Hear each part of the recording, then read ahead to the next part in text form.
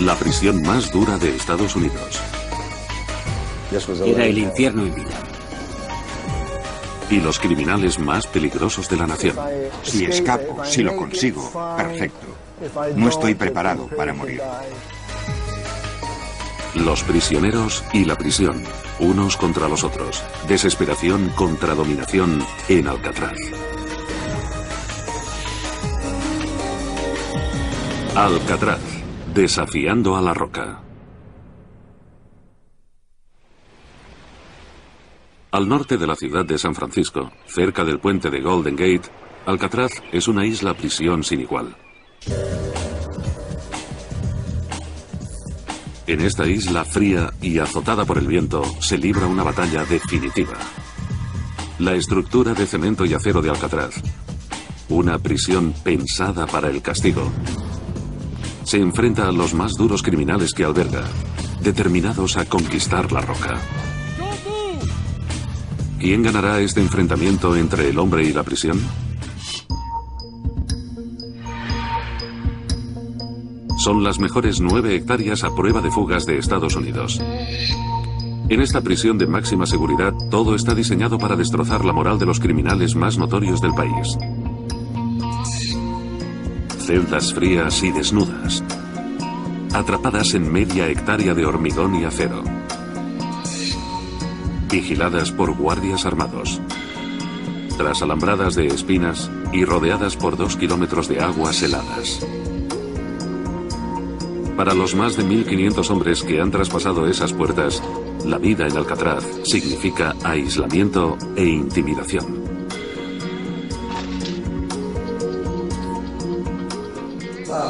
El principal propósito de la prisión era destrozarte físicamente, mentalmente, espiritualmente, emocionalmente. Sin embargo, puedes soportarlo. En 1934, la prisión abre sus puertas. Sus huéspedes estarán pronto incluidos entre los proscritos más legendarios de la época. Hombres como Al Capone, Elvin Creepy Kerpis y Robert Stroud, el famoso hombre de Alcatraz. Lideraron una ola de crímenes que sacudieron la nación. Gánsteres, ladrones, armados y secuestradores parecían fuera de control. Las autoridades federales tenían que hacer algo. Una prisión que acabaría con los criminales de una vez por todas. Entren en Alcatraz.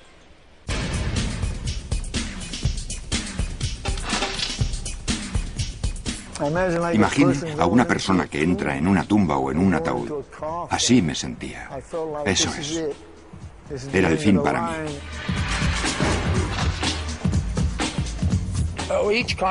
Cada convicto tiene una imagen diferente.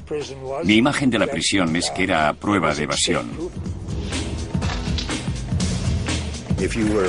Si estabas en un lugar que no estaba autorizado, podían dispararte.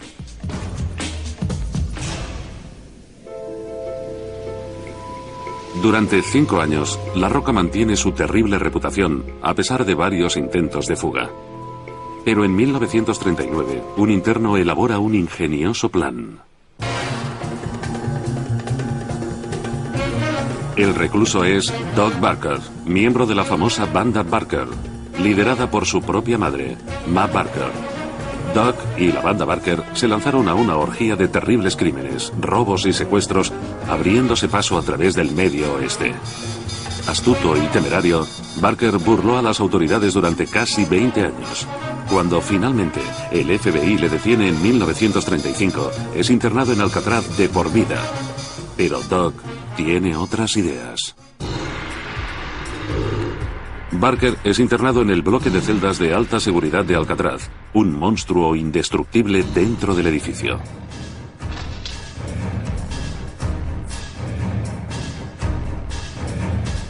Era una prisión de extrema seguridad. Era una institución de máxima custodia con muy pocos privilegios. El edificio de la prisión, 130 metros de largo, 40 de ancho, construido con hormigón armado de 33 centímetros de espesor. En total, casi 5.000 metros cúbicos de hormigón, el suficiente para hacer un paseo de unos 50 kilómetros de largo, casi 20 veces la longitud del puente de Golden Gate. Las ventanas están cerradas con barrotes de acero a prueba de herramientas y las puertas de las entradas blindadas con placas de acero. Para Barker está claro, está atrapado en la prisión más segura de Estados Unidos. En Alcatraz te apuntaban con un arma las 24 horas del día. Pero Doug Barker es un luchador y Alcatraz será su gran lucha. Buen observador, Barker estudia el diseño de la prisión, buscando sus puntos débiles. Dentro del bloque de celdas donde está confinado Barker, hay 4 bloques de celdas en paralelo: A, B, C y D. Contienen cerca de 600 celdas que albergan más o menos a los 250 peores convictos del país. El bloque A es utilizado raramente. La mayoría de los internos, incluyendo a Barker, pasan su tiempo en los bloques B y C. Barker tiene mucho tiempo para pensar en la fuga. Por lo menos pasa 16 horas al día dentro de su claustrofóbica celda del tamaño de un cuarto de baño. Como pueden ver, estas celdas son muy pequeñas. Tienen 1,5 metros por 3 por 2 y yo las llamaba cajas. Encima de ese bloque está el bloque D.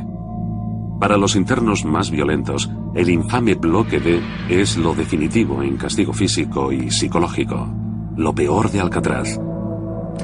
Y ahí es donde irán ustedes.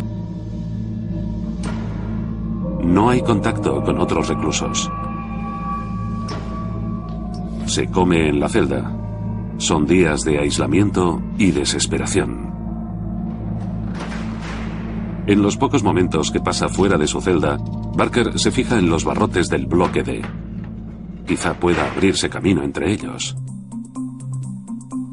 La mayoría de las celdas de Alcatraz están cerradas con barrotes antiherramientas, formados con 8 barras de una aleación de acero y carbono, que pueden resistirse horas a una sierra. Si alguien intentaba cerrarlas, al principio haría algún progreso, pero luego llegaría al centro e iría muchísimo más despacio. Pero los barrotes del bloque D son otra historia. Volviendo a 1911, cuando Alcatraz era una prisión militar, estos barrotes eran de acero blando, frágil. Eran flojos, blandos y mucho más fáciles de cerrar. Son de acero plano muy delgado con remaches. Los remaches se pueden arrancar y cerrar los barrotes. ¿La razón? En 1933, Alcatraz fue transferida por el ejército al Departamento de Justicia y se convirtió en la 5ª penitenciaría federal, pero era la primera de máxima seguridad, el final del camino para los peores criminales del estado. Para mejorar la superprisión, las autoridades añadieron barrotes a prueba de herramientas a las celdas de los bloques B y C, pero se acabó el dinero y las celdas de los bloques A y D no se tocaron. Si Barker consigue ser transferido de su celda al bloque D, puede tener una oportunidad para escapar, pero antes necesita la ayuda de otros reclusos. En Alcatraz es fácil conseguir ayuda. Los internos hablan constantemente de las debilidades de la estructura y de planes de fuga. Todo el mundo pensaba en salir de aquí. Yo me sentaba en aquellos escalones en el patio y miraba la bahía a través de la valla desde ahí. Continuamente se pasaban información unos a otros. ¿Quién había salido de aquí, cómo había salido y cómo podían mejorarlo?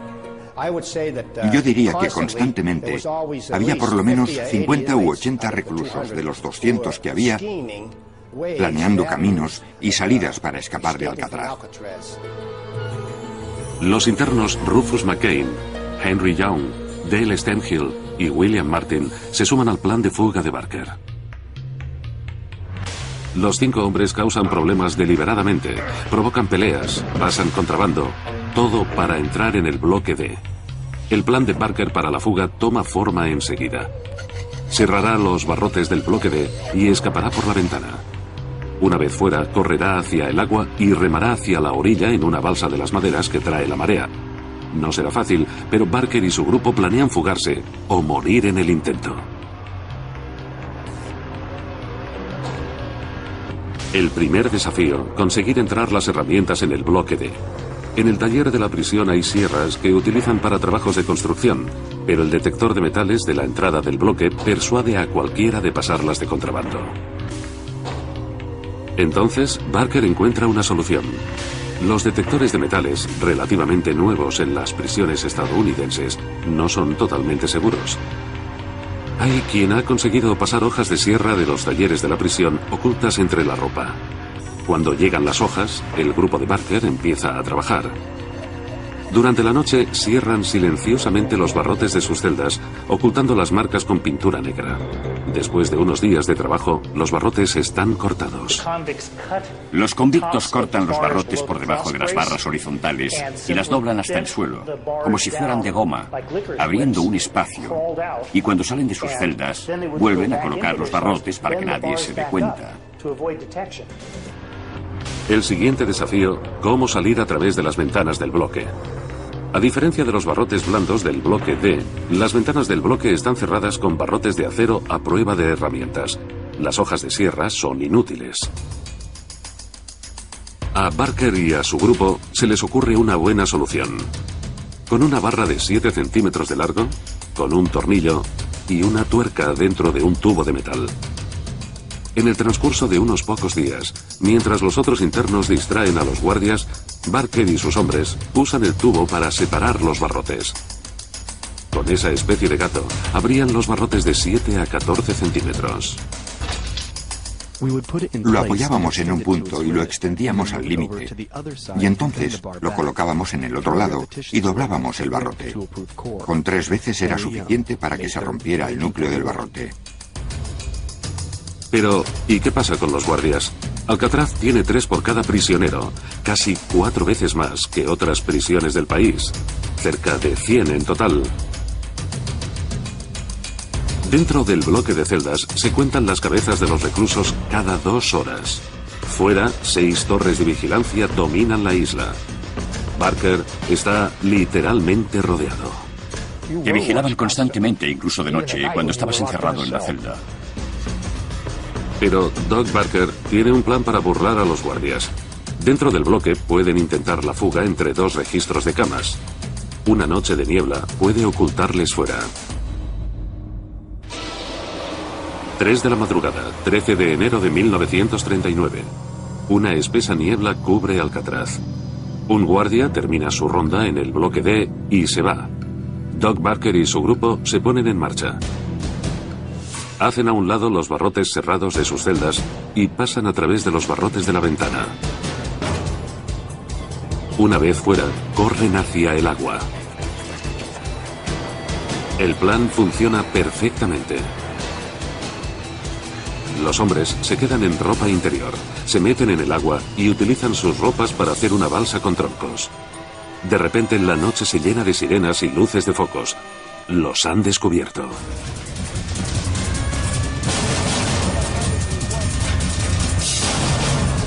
Sin darse cuenta, Barker y sus hombres están rodeados. Los guardias gritan para atemorizar a los hombres, pero Barker está demasiado cerca de la libertad. Echa a correr y le rodean las balas. Una le da en la cabeza. Los otros hombres se rinden. Esa noche, en el hospital de la prisión, Doc exhala su último suspiro. No consiguieron salir de la isla, pero salieron de sus celdas y del bloque. Era la primera vez que ocurría. Doug Barker había puesto a Alcatraz contra las cuerdas. Había cerrado los barrotes de su celda, había salido del bloque D y había reventado los barrotes de acero de las ventanas. Incluso había burlado a los guardias, pero Alcatraz pasó la prueba gracias a que los guardias dieron la alerta en una rutinaria comprobación de las camas. Aunque la fuga de Barker falla, prueba que los barrotes del bloque D son débiles. Las autoridades de la prisión lo remedian. El bloque D es reconstruido totalmente. Se quitan los barrotes planos y en su lugar se colocan barrotes fuertes y a prueba de herramientas. El bloque D se recubre con una placa de acero de medio centímetro de espesor, convirtiendo las celdas en frías cajas de acero. Pero lo peor está por llegar. 5 nuevas celdas con puertas de sólidas planchas de acero de 8 centímetros de espesor, destinadas a romper la moral de los reclusos más incorregibles. Bienvenidos a El Agujero. Estar en el agujero era una total desesperación y angustia mental. Realmente a veces pensabas romperte la cabeza contra la pared.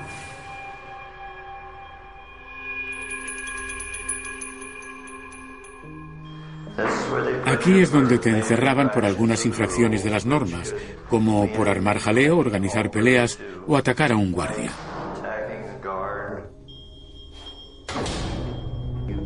No oías nada, no veías nada y estabas totalmente solo. Era una auténtica lucha mental por mantenerte cuerdo. Para los reclusos que no respetan las normas, permanecer cuerdos en el agujero es una lucha constante. Para pasar el tiempo y evitar volverte completamente loco, tenías que encontrar una forma de entretenimiento. Yo arrancaba un botón de mi ropa. Lo tiraba, cerraba los ojos, daba varias vueltas, me apoyaba en las manos y las rodillas e intentaba encontrarlo.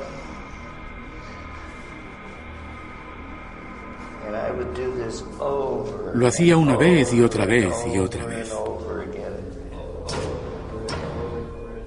Del aislamiento a la intimidación. Alcatraz es la prisión más dura de Estados Unidos. En 1946, otro interno intenta probar que él es más fuerte. Como la superprisión que es, Alcatraz está diseñada para atemorizar a los prisioneros con demostraciones de fuerza y autoridad. En las prisiones federales generalmente se creía que Alcatraz era un lugar bastante malo y que nadie quería trabajar aquí. La solitaria isla es el lugar ideal para una prisión. El agua es fría, a 12 grados, y hay corrientes muy fuertes, lo que confirma la reputación de que Alcatraz es a prueba de fugas. Si eres inteligente y miras las aguas, te das cuenta que no puedes escapar nadando. Aunque en la bahía solo hay pequeños e inofensivos tiburones, los guardias extendían rumores y el miedo crecía entre los prisioneros. Entre los prisioneros y los oficiales circulaba el rumor de que había tiburones en las aguas que rodean Alcatraz y que si te fugabas de la prisión podían comerte los tiburones. Lo creíamos, yo lo creía, todos lo creían. Dentro del bloque de celdas, una obra de arte, un elaborado sistema de cerraduras que no deja dudas en la mente de los prisioneros. Esto está bien cerrado. Cuando oías esa puerta abrirse y cerrarse tras de ti, sabías que te tenían y que no podías salir de la celda. Construida antes que las cámaras de seguridad de alta tecnología, Alcatraz tiene que vigilar a sus prisioneros de otra forma, con avezados guardias de prisión. Dentro del bloque de celdas, los guardias recorren las galerías de armas. Detrás de barrotes de acero y fuertemente armados, tienen las llaves y observan de cerca a los guardias y a los reclusos de abajo.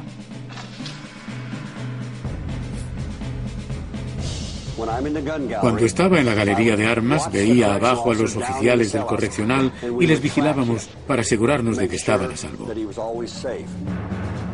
Lo que los guardias no saben es que un recluso llamado Bernard Coy está prestando mucha atención a la galería de armas. Coy atracó un banco en Kentucky y ha sido condenado a 25 años. Pero Coy finge que su pasado violento ha terminado, ganándose la confianza de los guardias. Para Alcatraz será un error fatal. Coy crea un osado y complejo plan. Roba unas pistolas de la galería de armas, toma rehenes y se abre camino hasta el muelle. Su primer reto, entrar en la galería de armas. Es prácticamente imposible. Fuertes barrotes de acero detienen a cualquiera que quiera violar esta jaula altamente fortificada. Coy sigue observando de cerca la galería, buscando puntos débiles. Finalmente, los encuentra. En lo más alto de la galería, las barras se curvan hacia la pared. Si consigue separar los barrotes, puede salir por ahí. Los barrotes de la galería de armas no son tan fuertes como los de las celdas. No son de lo que llaman acero de alta calidad. Es un grave descuido de los oficiales de la prisión de Alcatraz, y Coy planea sacar ventaja de ello. Pide ayuda a otros reclusos. En pocos días tiene herramientas para separar los barrotes, parecidas a las que usó Doug Barker. Planea separar los barrotes de la galería de armas, coger las pistolas y las llaves del bloque de celdas. El 2 de mayo de 1946, Coy se prepara para su fuga. Mientras limpia el suelo del bloque, Coy hace una señal a Sam Shockley, un recluso del bloque D. Shockley grita y golpea la pared. Cuando el guardia de la galería de armas va a investigar, Coy y otro recluso, Marvin Hobart, salta sobre el único guardia que queda y lo retiene como rehén. Libera a un buen número de reclusos y empieza a trabajar.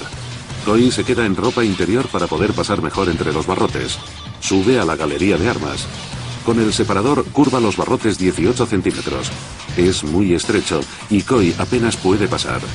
Da las armas y las llaves a sus compañeros reclusos y sube al techo del bloque de celdas. Preparados para escapar, se les une el principal cómplice de Coy y Hobart, un violento atracador de bancos llamado Joe Kretzer. Kretzer ha jurado escaparse de Alcatraz y esta es su oportunidad. El plan de Coy para salir de Alcatraz funciona como un reloj. Solo queda un obstáculo, la pesada puerta de acero del patio de recreo. Pero no encuentran la llave. Desde ese momento, todo fue un compendio de errores fatales. Prueban todas las llaves que ha cogido Coy, pero ninguna abre. Están atrapados dentro. Entran 8 guardias más en el bloque. Rápidamente Coy los coge como rehenes. Finalmente, los reclusos encuentran la llave. Uno de los guardias la había escondido en el lavabo de una celda. Pero es demasiado tarde. La cerradura del patio de recreo se ha atascado. Las cerraduras de las cárceles están diseñadas para funcionar así. Si intentas forzarlas, la cerradura se atasca. No se puede abrir. Atrapados en el bloque, con todo Alcatraz en alerta, Coy y su grupo tienen problemas. Parece que ha ganado Alcatraz, pero los reclusos, desesperados, no han hecho más que empezar su lucha. Deciden abrir fuego. Piensan que de todas formas están muertos. La violencia en Alcatraz alcanza límites insospechados y está fuera de control. Los guardias llaman a la Marina de Estados Unidos, a la Guardia Costera y al Cuerpo de Marines. Los marines asaltan el bloque de celdas con rifles y granadas. Alcatraz es una zona de guerra. Oíamos las bombas de fragmentación que lanzaban por las aberturas de los ventiladores del corredor del bloque C en su intento de matar a Coy, Kretzer y Hobart. Todo el edificio retumbaba.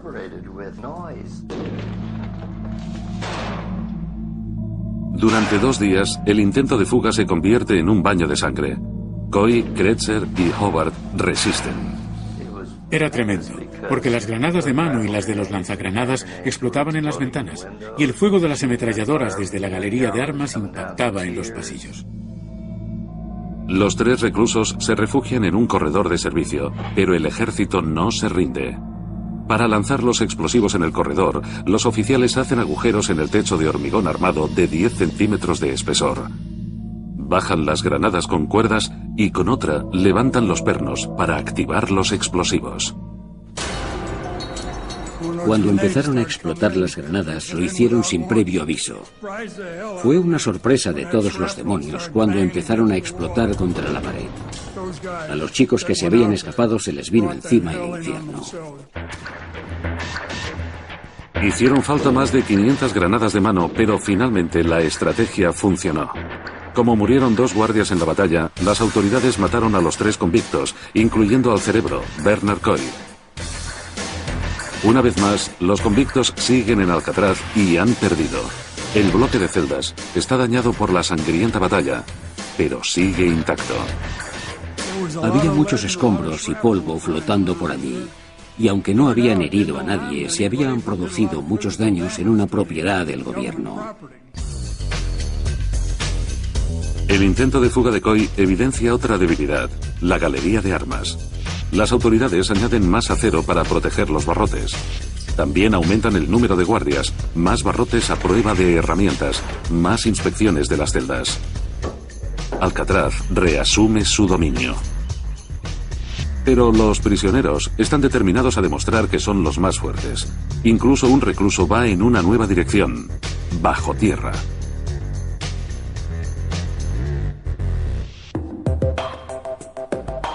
Alcatraz se merece el apodo de La Roca, infranqueable hasta los cimientos.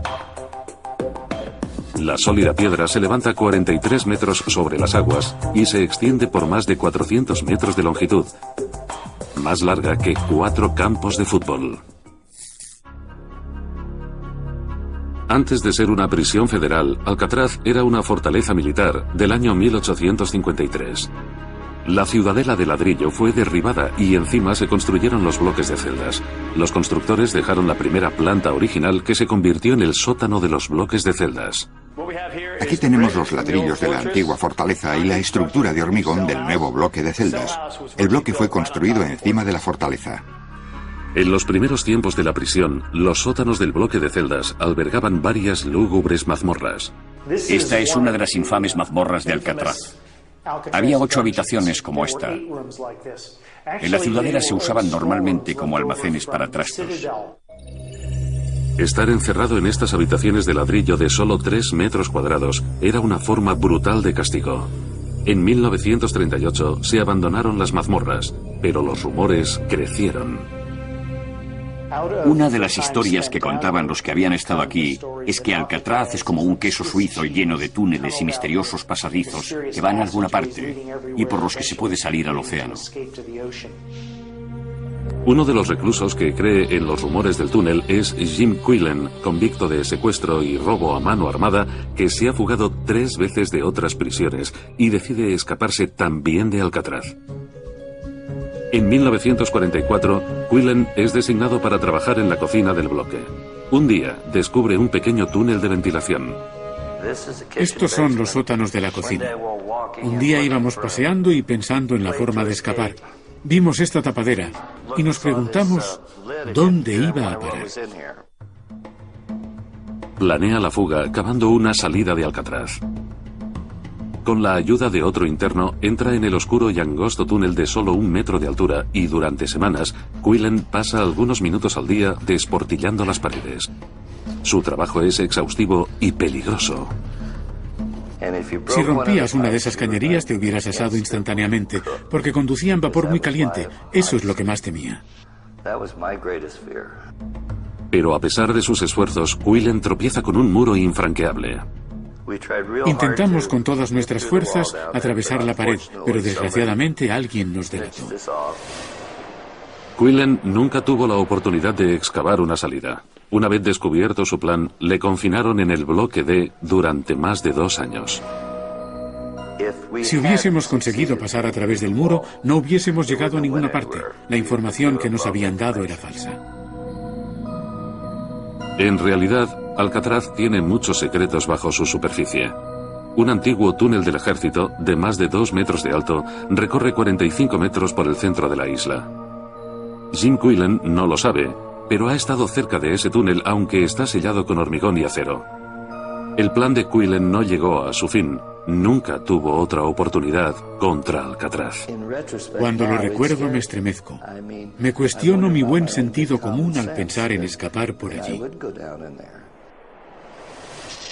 Igual que Doug Barker y Bernard Coy, Jim Quillen no pudo vencer a Alcatraz. Pero en 1943, el edificio Model Industries, al norte de la isla, se convierte en el lugar ideal para otro intento de fuga, liderado por un antiguo enemigo público número 1. Floyd Hamilton era quien preparaba la huida de los bandidos Bonnie y Clyde. Atracador de bancos con un gran historial de crímenes, el FBI atrapó a Hamilton en 1938 y le condenaron a 30 años de prisión. Floyd Hamilton llegó con una gran reputación como enemigo público número 1, como socio de Bonnie y Clyde, como tremendo alborotador de las penitenciarías del Medio Oeste. Cuando llega a Alcatraz, Hamilton es destinado a trabajar en el edificio Model Industries. Construido en 1922 con hormigón armado, este edificio de 3 plantas alberga los talleres de la prisión, incluyendo la herrería, materiales y el taller de carpintería. Los internos que observaban un buen comportamiento se ganaban el derecho a trabajar. Alcatraz creía en la reforma de sus reclusos, pero a ellos no les tentaba. Floyd Hamilton siente la tentación. Trabajando en el taller de materiales, Hamilton descubre un resquicio.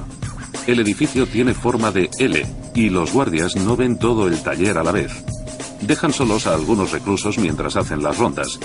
Y lo que es más, el edificio Model Industries está situado en una punta de la isla, próximo a la bahía de San Francisco. Hamilton decide fugarse y dirigirse al agua. 3 hombres se unen al osado plan de Hamilton: los atracadores de bancos James Boardman y Harold Brest y el secuestrador Fred Hunter. Aunque se había enfrentado muchas veces a la muerte, la suerte estaba de su lado. Con herramientas del taller de materiales, los 4 hombres se ponen a trabajar. Cuando los guardias están realizando la ronda, atacan una ventana con una sierra y cortan secretamente el acero de medio centímetro de grosor.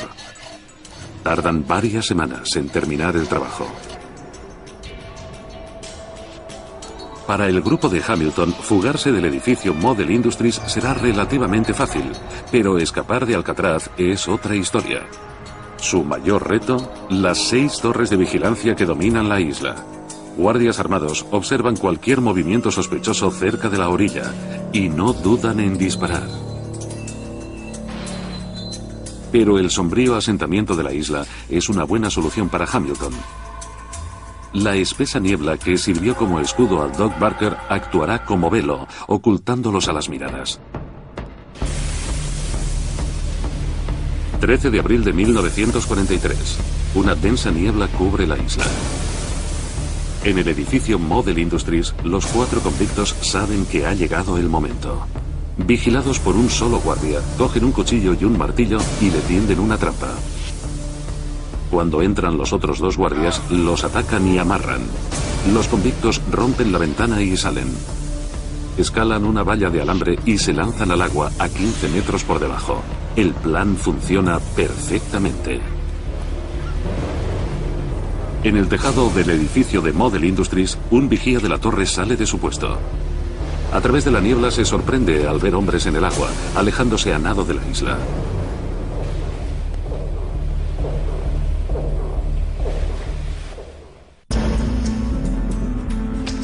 Levanta su rifle y dispara.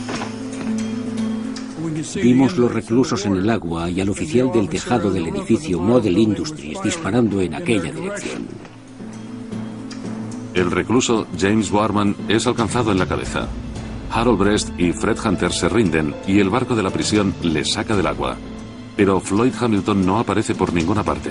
Todos asumen que ha muerto. Pero Hamilton está escondido en una pequeña cueva de la isla. Teme demasiado al agua para nadar hacia la orilla. Pasó allí un día. La noche siguiente no pudo aguantar más porque estaba helado de frío. Volvió a trepar por la valla y entró en el edificio Model Industries, donde fue descubierto por el desconcierto del guardia, que había anunciado que estaba muerto. A pesar de que Hamilton pierde la batalla, sus ansias de libertad deciden el destino del edificio Model Industries. Para solucionar el problema, las autoridades de Alcatraz trasladan los talleres de la prisión a otra estructura, el nuevo edificio de Model Industries. Los guardias pueden supervisar fácilmente el largo y estrecho edificio. Esperan que así terminarán las fugas. Las autoridades están equivocadas. Casi 20 años más tarde, en 1962, 3 inteligentes convictos llevan a cabo en Alcatraz la legendaria Great Escape, la gran fuga. Alcatraz era la prisión más famosa del país, si no de todo el mundo. Se suponía que era prueba de fugas. Fue el intento de fuga más famoso en la historia de Estados Unidos. Durante años, los reclusos contemplan las aguas de San Francisco y sueñan con escapar. Pero para la mayoría sigue siendo un sueño. A solo 2 kilómetros, San Francisco está a unos 80 largos de una piscina de 25 metros. Una distancia que se puede cubrir a nado en 30 minutos. Las olas y las fuertes corrientes pueden duplicar ese tiempo. Y las mareas con una velocidad de 13 km por hora pueden arrastrar al nadador hacia el océano en 20 minutos, mucho antes de que consiga llegar a tierra.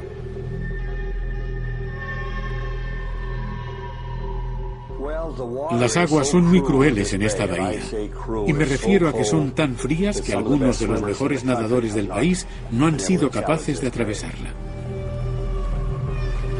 La temperatura media de las aguas es de 12 grados. En aguas tan frías, la temperatura del cuerpo puede bajar a niveles peligrosos en solo 30 minutos. Normalmente la reacción inicial en aguas a esa temperatura es suficiente para dejarte paralizado. Lo normal es que te quedes helado, y si permaneces sumergido bastante tiempo, te quedas helado del todo. Es un medio muy duro. Pero hay un convicto inteligente que no tiene miedo. Frank Morris es un atracador de bancos con una larga historia de fugas. Está condenado a 40 años de prisión e ingresa en Alcatraz en 1960. En cuanto llega a la roca, empieza a buscar una salida. En la prisión, otros reclusos le dicen a Morris que el hormigón que rodea los respiraderos de las celdas se desintegra. Lo corroe el agua de la bahía. El mayor impedimento de la prisión será también su mayor ruina. El agua salada entraba en las cañerías y entonces empezaba la corrosión. Cuando se construyó la prisión, las autoridades decidieron una peligrosa forma de ahorrar dinero. Utilizaron agua salada para los sanitarios. Fue un gran error. Con el paso del tiempo, la sal oxidó las cañerías, filtrando agua en el hormigón. El resultado de la corrosión fue devastador. El agua salada se abrió paso por el hormigón y llegó hasta el interior de acero, lo que se conoce como forjado, y en cuanto empezó la corrosión se expandió. En el proceso de expansión, el hormigón se desmoronó. Si se desmoronaba, se podía desprender. Los constructores de la prisión original cometieron otro error. Mezclaron ladrillos con el hormigón. Los ladrillos actúan como una esponja, absorben el agua hacia dentro de la estructura, favoreciendo la corrosión. Pueden ver que la corrosión se expande aquí. ¿Ven hacia dónde se expande? Aquí está la grieta. El hormigón se ha desprendido ya cerca de 2 centímetros. Morris se alía con los convictos John y Clarence Englin, dos hermanos atracadores de bancos deseosos de escapar. Animados por la corrosión de la prisión, los tres hombres deciden excavar el hormigón de sus celdas. Su meta es salir del bloque, correr hacia el agua y nadar hacia la orilla. El primer desafío de Morris y los Englin, conseguir herramientas para excavar el hormigón. Recurren a sus compañeros reclusos. Mi papel para ayudar a escapar a aquellos chicos fue conseguirles algunas herramientas, varios destornilladores y un pequeño cincel. Morris y los Englin empezaron a trabajar extrayendo el hormigón de alrededor de los respiraderos. Después de unas cuantas semanas, quitaron los ventanucos e hicieron un agujero de 35 centímetros, lo suficientes para pasar por él. Primero picaron el hormigón y luego lo rompieron en pedazos para hacer el agujero más grande. Detrás del bloque de celdas hay un corredor de servicio de más de 1 metro de ancho, lleno de tuberías de desagüe. Los tres hombres usan esas cañerías para subir 8 metros en lo más alto del bloque de celdas. 2,5 metros por encima de ellos, en el techo, hay 8 claraboyas de ventilación que dan directamente al tejado. Todas están cerradas con barrotes y hormigón, excepto una. Solo necesitan una simple hoja de sierra para salir. Pero Morris se enfrenta a otro reto: cómo ocultar sus actividades a los guardias. Su solución es ingeniosa: cabezas humanas falsas. Morris y los Englin hacen las cabezas con pastillas de jabón, yeso, pintura y auténtico cabello humano. Por la noche ponen las cabezas en sus almohadas y van a trabajar. Los guardias veían lo que esperan ver: una cabeza que dormía en una cama. Pero su mayor reto está por venir. ¿Cómo sobrevivir en las gélidas aguas? Se les ocurre una brillante solución: hacer una balsa con los impermeables que hay en la prisión. El 11 de junio de 1962, después de la última revisión de las camas, Frank Morris y John y Clarence Englin salen de sus celdas. En el techo del bloque de celdas, su trabajo tiene recompensa. Rompen rápidamente los últimos barrotes del tejado y saborean la libertad. Debió de ser un momento magnífico en sus vidas, estar en aquel tejado y sentirse tan contentos y libres. Todo lo silenciosamente posible, bajan por un tubo de ventilación. Solo quedan 150 metros hasta la orilla. Cuando se meten en el agua, solo piensan en una cosa: la libertad está a un corto trecho a nado.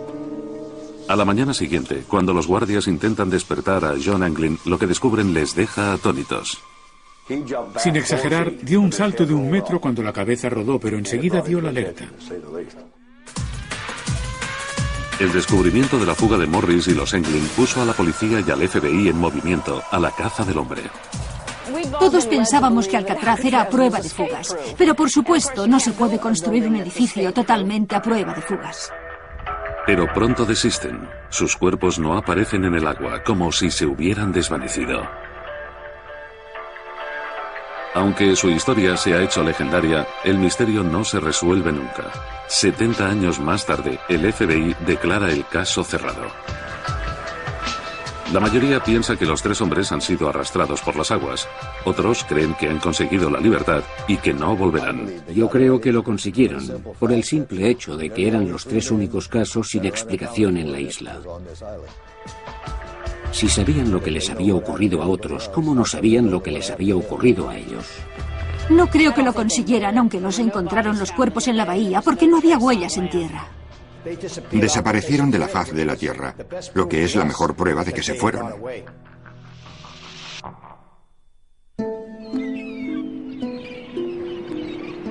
¿Finalmente ha ocurrido lo impensable?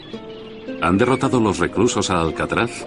Las autoridades dicen que los hombres han muerto, pero aunque Frank Morris y John y Clarence Anglin no hayan conseguido salir de la isla, una cosa está clara: corroída por la sal del agua y sin dinero, Alcatraz tiene los días contados. 6 meses más tarde, en diciembre de 1962, un recluso ve su oportunidad en un punto débil de la prisión. John Paul Scott atracó un banco en Kentucky y va a pasar 30 años en Alcatraz. Es violento y anhela fugarse de la prisión. Una vez en La Roca, Scott es destinado a trabajar en la cocina.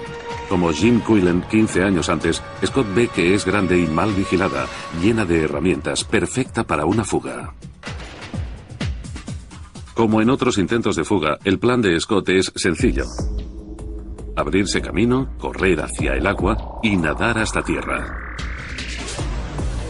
En los sótanos de la cocina encuentra una ventana. Durante meses emplea unos minutos al día cerrando un barrote con un cordel, polvos de fregar y utensilios de cocina. Finalmente lo consigue. Cierra el barrote y lo deja suelto. Cubre las señales con pintura negra. Los sobreocupados guardias de la prisión no ven nada. Pero Scott se enfrenta al mismo grave problema: ¿cómo atravesar las aguas? Su solución es sencilla, pero brillante. Encuentra escondidos unos guantes de goma que ha dejado otro recluso. Los inflará como balones, los meterá entre sus ropas y flotará hasta tierra. Es un plan audaz. 16 de diciembre de 1962. Después del recuento de cabezas, John Paul Scott se lleva consigo un cómplice, Jarrell Parker. Los 2 hombres corren al sótano de la cocina, quitan el barrote previamente cerrado, se escapan por la ventana y rápidamente se dirigen hacia el agua. Inflan los guantes de goma, nadie les ve. Todo lo que tienen que hacer es nadar a través de las frías y mortales aguas de la bahía de San Francisco. Estaban heladas, pero no lo suficiente para disuadirles de su deseo de libertad. Parker no llega lejos, pero Scott consigue algo que ningún interno de la penitenciaría ha hecho jamás. Llega a las orillas de San Francisco. Fue la primera vez que se confirmó que alguien había escapado de Alcatraz y llegado a tierra. Pero estaba medio muerto de frío. Llevan a Scott al hospital, donde es reconocido inmediatamente y devuelto a Alcatraz. A las 3 de la madrugada se abrió la puerta de la celda contigua a la mía y lo trajeron. Dejaron allí a Scotty. Le dije: ¿qué demonios estás haciendo aquí? Oh, dijo: me han cogido en San Francisco. Pregunté: ¿cómo? Contestó: he llegado nadando hasta allí. Han atrapado a Scott, pero su intento de fuga es el punto final. La fama de que la isla es a prueba de fugas queda destruida. El público se entera de la sorprendente noticia. Un recluso ha escapado de Alcatraz. Finalmente, en 1963, el costoso mantenimiento, la ruina de los edificios y los intentos de fuga fuerzan a las autoridades a tomar una decisión. Cerrarán definitivamente la Penitenciaría Federal de Alcatraz. La época de La Roca ha terminado.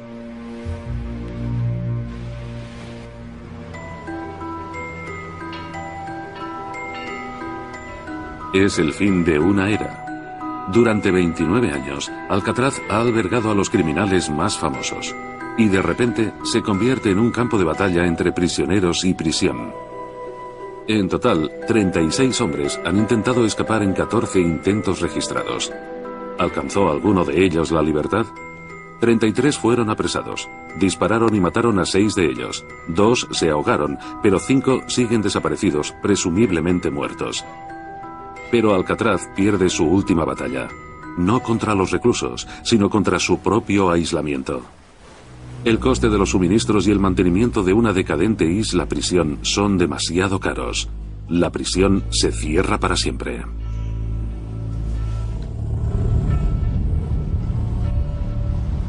En 1963, después de 109 años de uso, Alcatraz está vacía, desmoronándose. El gobierno discute un plan para la isla que incluye la construcción de un gran monumento. Pero antes de tomar una decisión, la isla es objeto de controversias. En 1969, cerca de 100 nativos activistas americanos se apoderan de Alcatraz. Una vez esto fue territorio indio. Alcatraz se convirtió en el símbolo de las tribus indias de Estados Unidos. Es un osado golpe contra el gobierno de Estados Unidos, una reclamación simbólica de todas sus tierras perdidas. Aunque era la prisión más terrible en la historia de Estados Unidos, se convirtió en el símbolo de esperanza y libertad para los nativos americanos. Ocuparon la isla cerca de 2 años, pero cuando un buen número de edificios fueron destrozados e incendiados, perdieron el apoyo del público y se acabó la ocupación. La isla queda en silencio otra vez.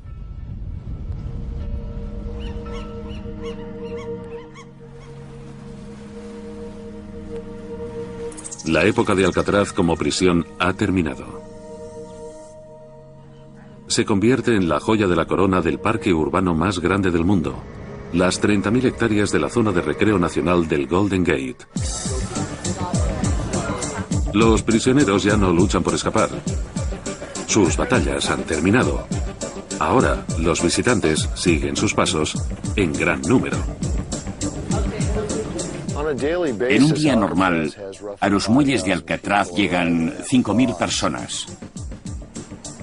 Unas 300 personas cada media hora. La isla, que nunca tuvo más de 700 prisioneros a la vez, ahora recibe cada año más de 1,5 millones de visitantes, haciendo de Alcatraz una de las 5 atracciones más populares de San Francisco.